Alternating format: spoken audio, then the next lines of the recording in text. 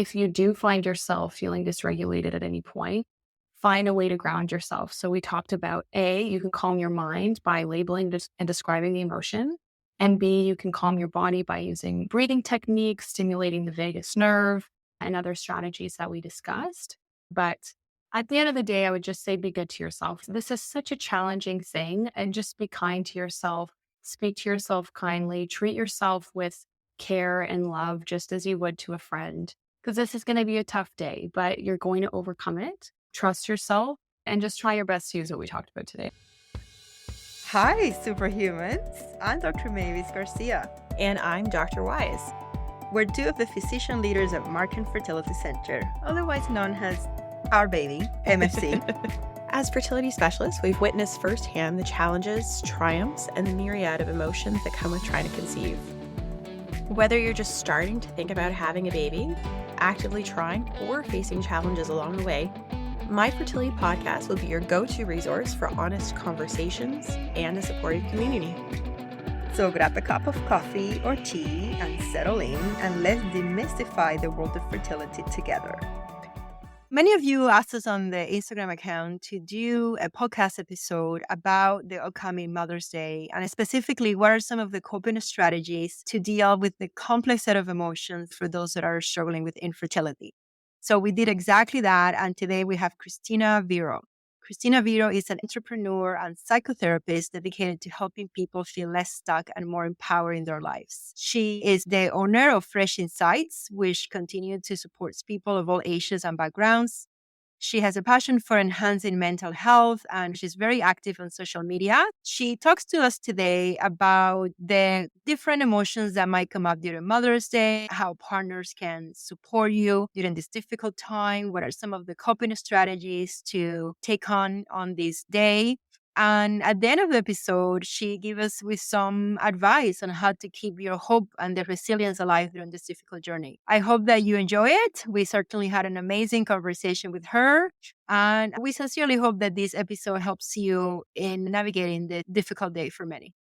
Thanks so much for joining us to talk about this really important topic and timely topic. And for those of you listeners who are interested in hearing more from Kristina Virro, check her out on Instagram. Her handle is @Kristina Virro. That's KRISTINA VIRRO. Thank you so much, Kristina, for coming on the podcast today.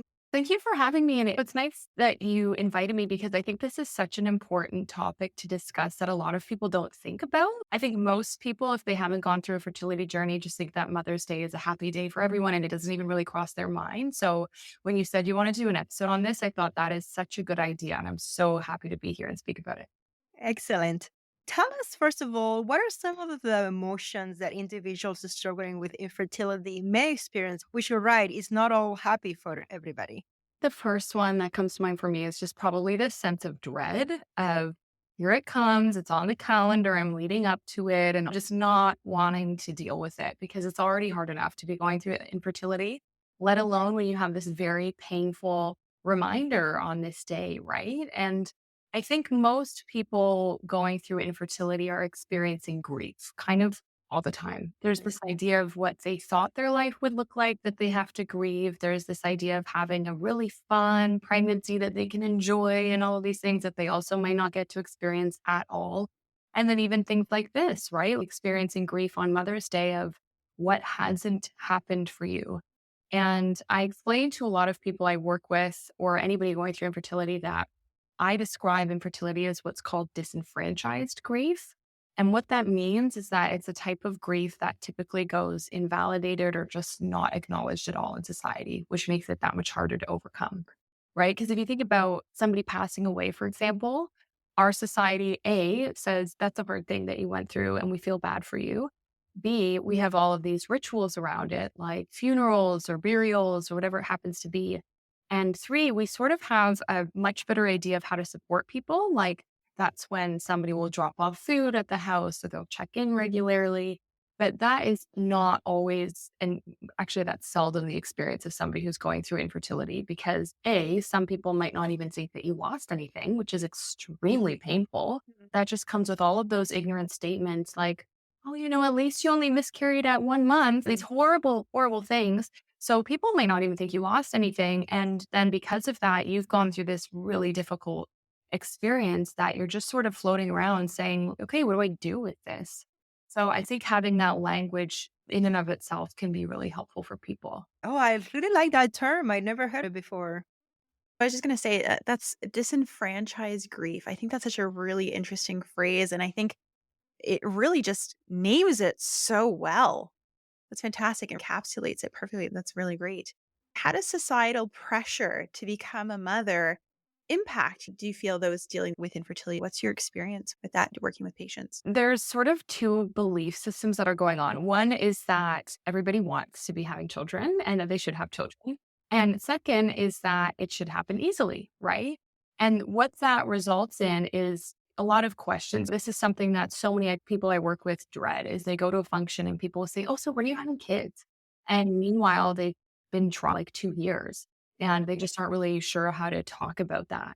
So both of those things make this a very, very isolating experience as well, because then you don't really want to go to functions or you don't really want to talk about this subject. And so you might retreat quite a bit. But certainly we've all been conditioned to believe that, when I was in sex ed in high school, it was like, let's talk about how not to get pregnant because it's so easy to get pregnant. There Right. was, there was never, ever a note of, oh, FYI, some people don't get pregnant. So I think that the effects of that are pretty pronounced, actually.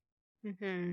I mean, it's this day to honor mothers, and the day should exist, but it must be such a painful reminder that you're not due to be honored yet, right? Like you haven't made it there. I mean, I imagine because I've been there, but it's a huge reminder of the thing that you haven't accomplished that you want so much.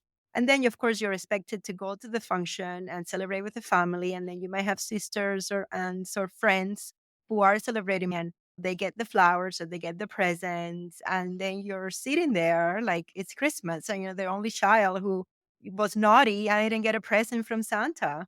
Exactly. I know. It's just such a painful experience. I mean, it's sort of like imagine if you got fired and then that night you had to go to a party because your friend got promoted. That's 1/10 of what it's Yes. for somebody, Yes. It's just so tough. And then, of course, there is the mixed emotions of, oh, I should be happy for my friend. I should be happy because my mother is alive and I'm celebrating with her. Or I should be happy because I've only been trying for this amount of time.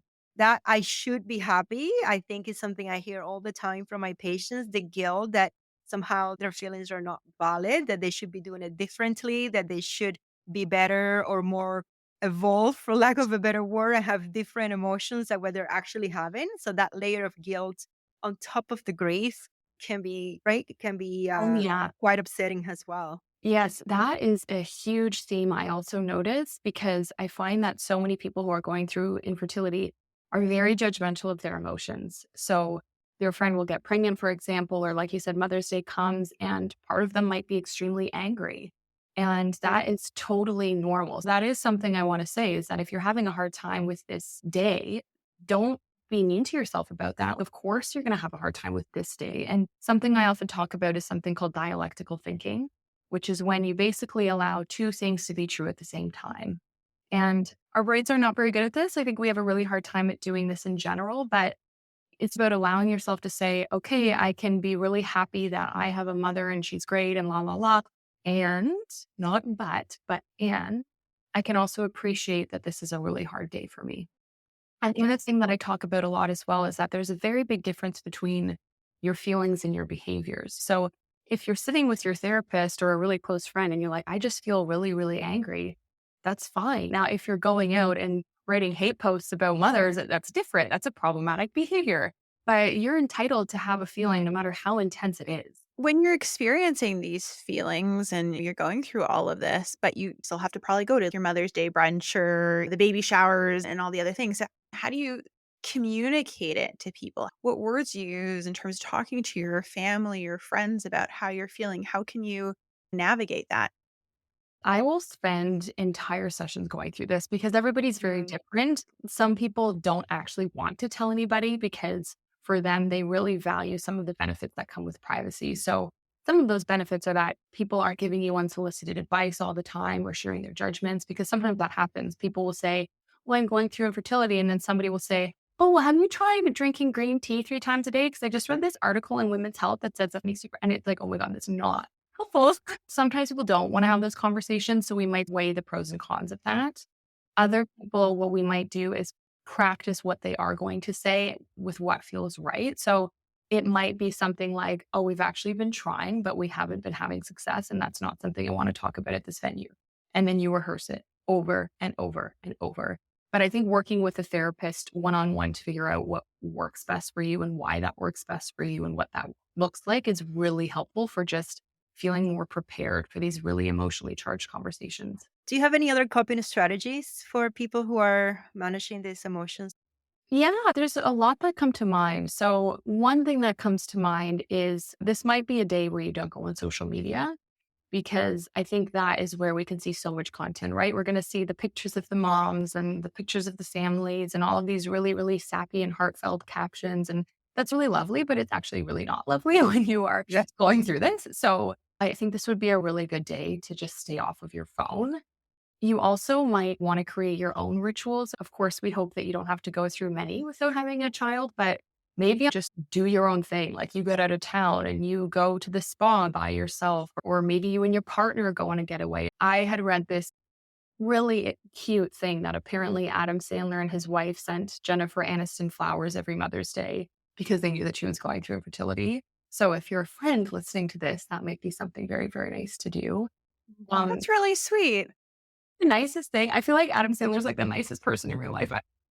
But yeah, so I think that friends, if you're listening, like I said, finding a way to maybe just send a message or send flowers or send a letter or send something by Uber Eats can be really, really nice. And another thing I'll say is that just because you don't have a baby at this point in time, that doesn't mean that there isn't a lot to celebrate.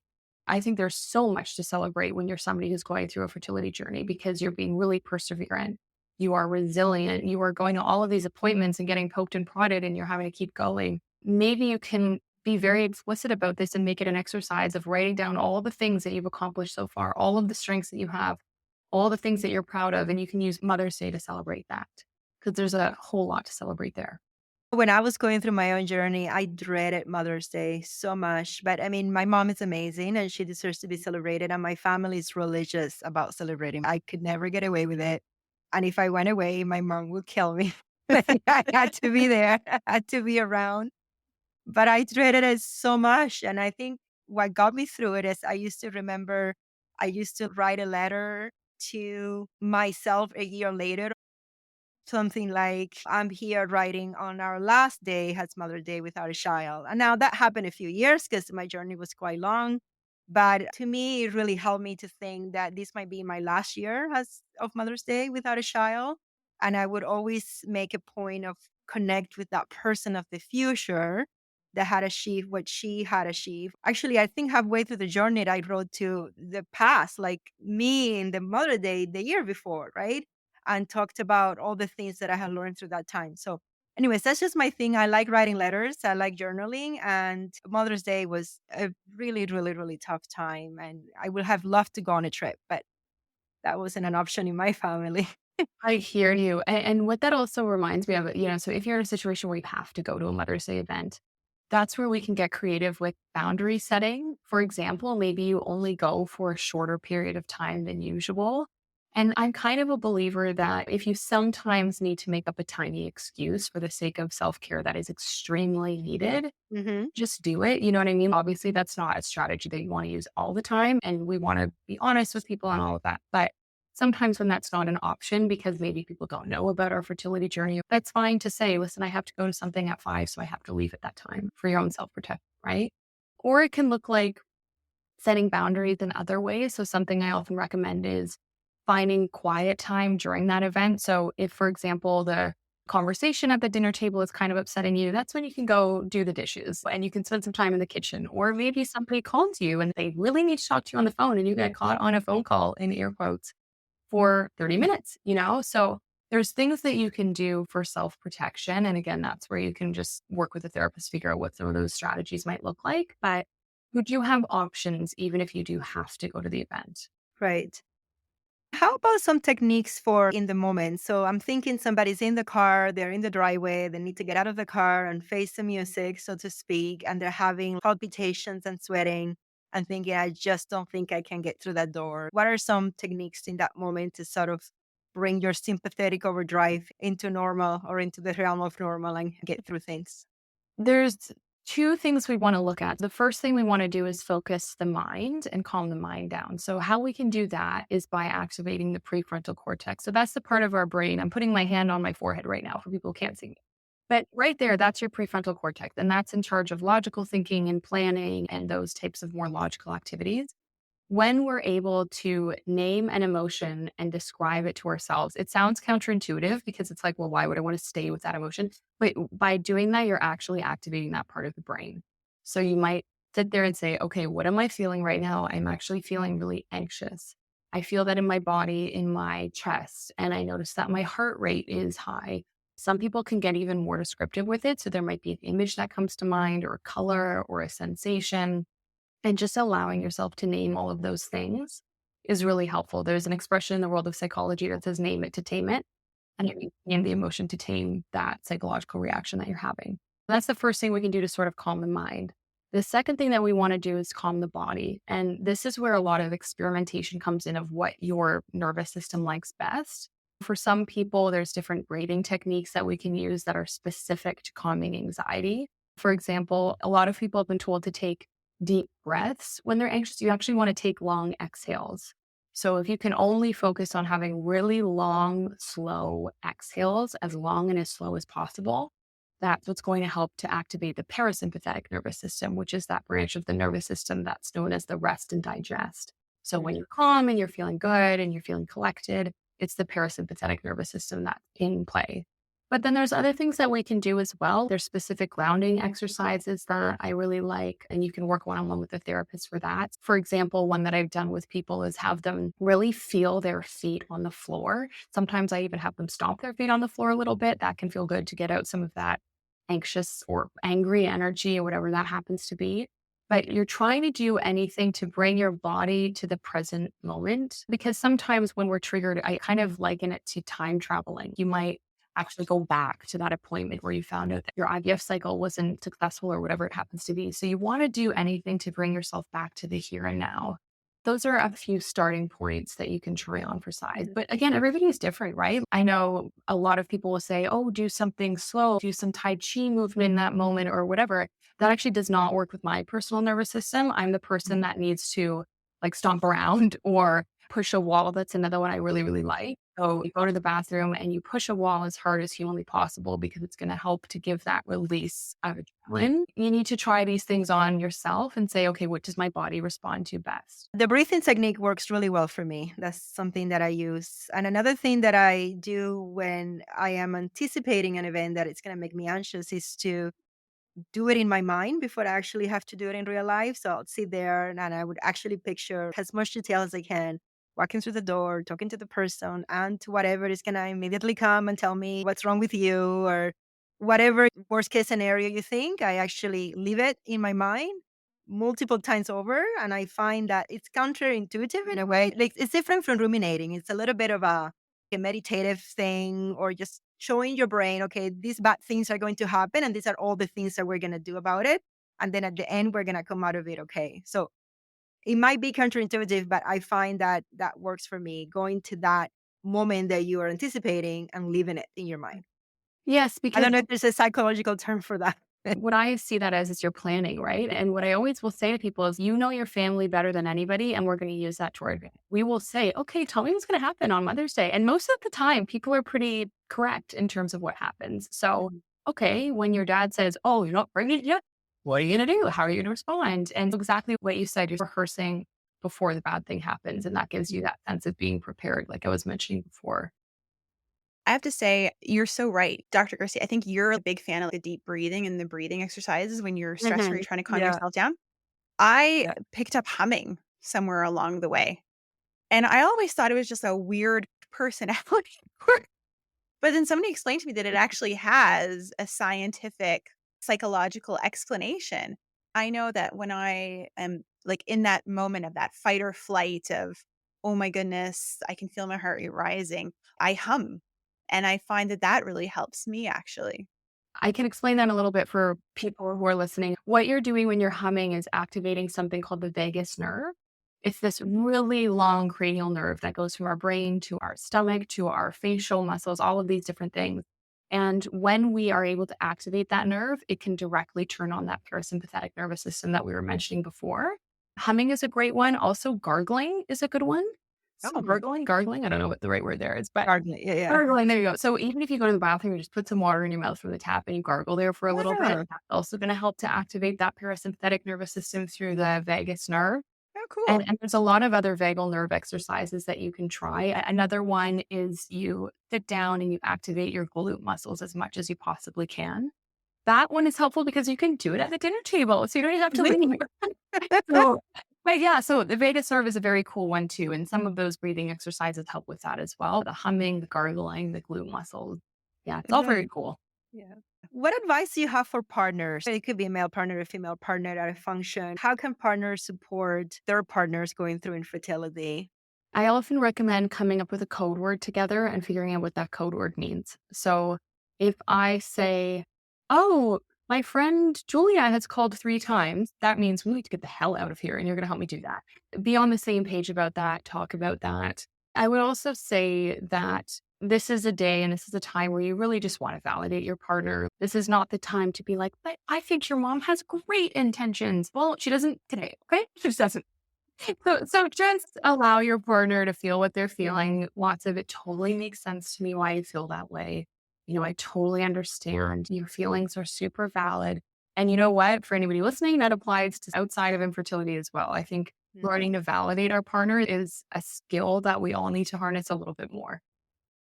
For Mhm. sure. For sure. My Yeah, husband would agree with you. Yeah. it is true. It is absolutely true. They're living it. It's their experience of it. And whether that's how we see the world or not, I'm trying. I'm really working hard on being better at validating my partner's feelings. It's one of my goals for the year. And sometimes you can just say, "Do you just need to vent or do you want some solutions?" Because if they say, "No, I just need to vent," just let yourself vent the hook. You don't need to. That is Yeah. so, so key because when you get what you're not looking for, like, oh my God, it's infuriating, right? When somebody starts trying to be logical and give you solutions and you just want to just complain and vent and just get out those emotions.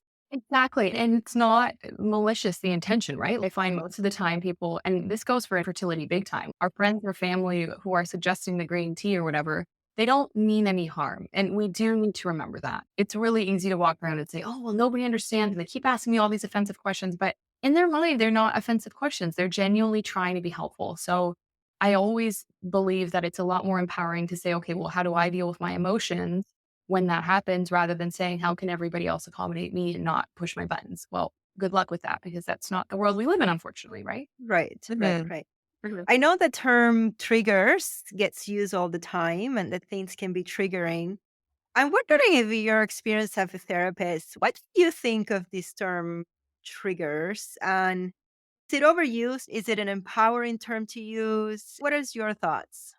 That's a good question. I think that the word trigger is used way too often. I think mostly what people are saying is, "I'm emotionally dysregulated."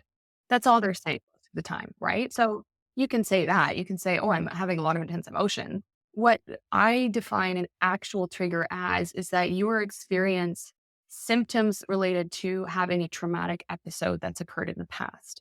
So being told that you're infertile, for example, or that you didn't get pregnant or that you had a miscarriage, that is an actual trauma in my That is trauma. Yeah. right? Hmm. Like your Hmm. whole worldview has been shattered.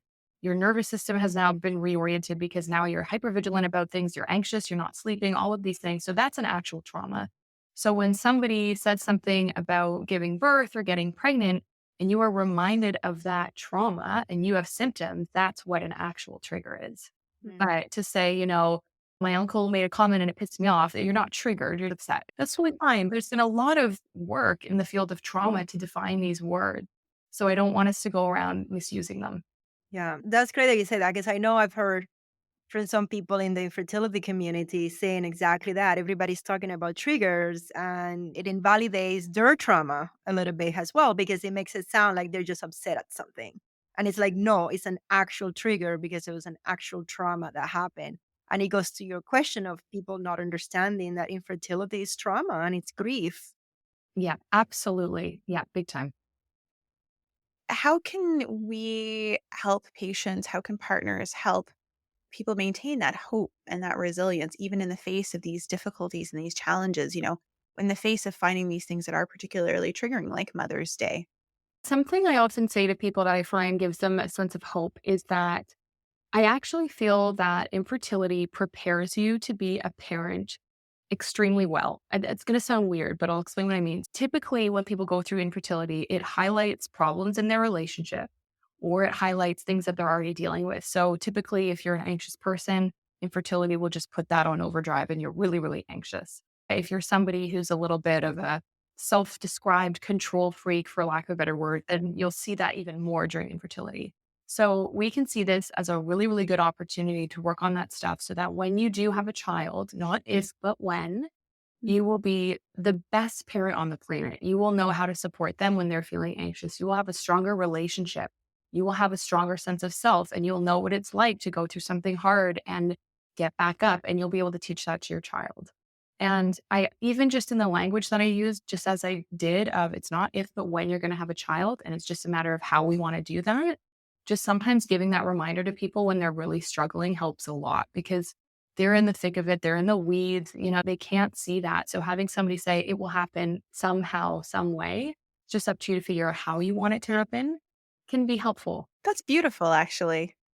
Oh, I'm glad you think so. It's hard sometimes to have hope when you're going through fertility. And I know sometimes I tell patients, as a fertility specialist, I might say the embryo is euploid and I feel great about this and this can definitely happen. And they said to me, I'm afraid to hope because I don't want to get my heart broken.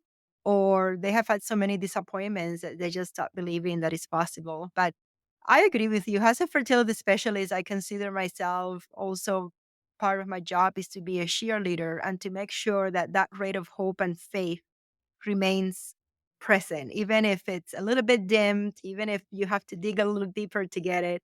It needs to be present because otherwise, it's just a lot harder to get up in the morning and do the things that you're supposed to do when you've lost all hope. Absolutely. And at the same time, I was just thinking about how this is where being really attuned to your patients comes in, or just your friends or your family, because I've had some times where I can just feel it that somebody's in that place where they're like, I actually feel like garbage. I don't feel hopeful. And it's not connecting if I try to do it. And so in those situations, I drop that agenda and I just really validate that fear, right? Because that makes total sense. Your brain is really trying to protect you. You've been hopeful in the past and it hasn't worked out. So yeah, this is really, really hard. And sometimes just allowing somebody to also feel hopeless, as paradoxical as it sounds, Yes. helps them feel heard and seen, right? Because a Mm. lot of people are trying to say, no, but it'll work out. And sometimes that actually feels annoying, right? Mhm. So just stay in tune with what your friend or patient or whoever is experiencing. And this is where your training as a health professional comes in. Yes. I just Yes. thought it was worth mentioning. Yes, no, absolutely. It's all about having given them space. Sometimes when I sense that, I make a deal. I said, okay, how about you give me 1% hope and I'll do the other 99%. I love And I think that works because we're not giving up. I'm telling you, I'm gonna do all the work for you of being hopeful. And all you have to do is this little, and then they take some time. They're like, okay, I can do 1%. And I'm like, Mhm. okay, deal. I'll do the other 99 and we're good to go. Yeah, a variation of that I've used is, okay, so today it's going to be a hopeless day. What are you going to do tomorrow to make it a hopeful day? That's absolutely accurate. I think that as fertility physicians and we're seeing patients, our role is absolutely to be the cheerleader, to be the person who's going to support them in that hope and give them the spark, hopefully, to sort of say, okay, if this person is hopeful for me, then maybe I do have a reason to be hopeful. And hope is infectious, right? In the sense that when you see somebody else that is hopeful, that's smiling, that has this positive feeling, these positive vibes, I think that that inspires people to still feel hopeful and to still feel like there is a reason to keep going. Because if there's no hope, then why are we even bothering, right? Which is absolutely not where we want to be. And it's not the case at all. But you're right. It is always a challenge to sort of balance the two sides, to validate people's feelings, to allow them to feel hopeless. Because we all need those days, right? Where we're just like, the world sucks and I'm just going to lie on the sofa today, but not to stay there and to get back up and to keep going, right? And that's, I think, one of the biggest challenges for me is the balancing of those two things in the space of an appointment, right? 100%. Yeah. So as we're just wrapping up here, can you give us a bullet point list of ways to help handle Mother's Day for patients who are going through fertility struggles? Certainly. So, first of all, acknowledge and validate that this is going to be a hard day and that it's totally normal, right? So, we talked about dialectical thinking where two things are allowed to be true at the same time. So, you're allowed to feel frustrated or upset, or you're allowed to grieve and know that this is a day of joy for other people. That's totally fine. Two, you can decide how you do want to cope with the day. So that might look like setting some boundaries. If you do have to go to an event, it might look like doing something for yourself for self-care, like taking a little break or having a getaway or going to the spa on your own or whatever it happens to be. Number three, I would say is stay away from your phone that day because I'm suspecting that that's going to be quite a triggering place on social media. Step four, if you do find yourself feeling dysregulated at any point, find a way to ground yourself. So we talked about A, you can calm your mind by labeling and describing the emotion. And B, you can calm your body by using breathing techniques, stimulating the vagus nerve, and other strategies that we discussed. I probably missed something in there, but at the end of the day, I would just say be good to yourself. This is such a challenging thing, and just be kind to yourself. Speak to yourself kindly. Treat yourself with care and love, just as you would to a friend. Because this is going to be a tough day, but you're going to overcome it. Trust yourself and just try your best to use what we talked about today. Thank you so much, Kristina. That is so helpful. Thank you for coming to our podcast last minute to cover this important topic and for providing so much quality advice from a mental health professional. Dr. Weiss and I felt that we really weren't qualified to cover this topic. So thank you so much for doing that. And I'm sure that there are many people who are going to appreciate it and take your advice to survive Mother's Day. Thank you for having me. It was a pleasure to be here. Thank you so much for coming. It was wonderful to have you as a guest. And hopefully we'll have you on again in the future to discuss other topics because there's mental health challenges that we can cover too. Absolutely. And that's a wrap for today, Superhumans. If you're looking to connect, get social with us. Follow us on YouTube and Instagram at My Fertility Podcast or visit us online at markandfertility.com. And don't forget, follow, subscribe, and share your favorite episode. Thanks for listening to My Fertility Podcast and for being a vital part of our community. We know you've got this. We're signing off until next Tuesday. If you found this episode of My Fertility Podcast helpful, please take a moment to head over to the review section and leave us your thoughts. Your reviews and comments are incredibly valuable to us and help guide future episodes.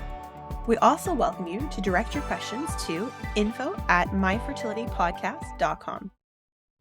My Fertility Podcast is produced by Rabbit Media Inc. in conjunction with Dr. Garcia and Dr. Weiss. Music from Mix Kit Raising Me Higher by Ajay Stelino. My Fertility Podcast is not intended to replace any type or variation thereof professional medical, health, or legal advice, nor should the content be taken as medical advice. Please contact your primary healthcare professional regarding any medical questions you may have. The information presented in this podcast is based on the knowledge and understanding of the host at the time of recording. Medical knowledge is constantly evolving, and new research may change the understanding of health-related topics. While we strive to provide accurate and up-to-date information, we do not guarantee the completeness, accuracy, or timeliness of the content. The views expressed in this podcast by guests are not those of the host or the management. This podcast is not intended to impose any type of discrimination.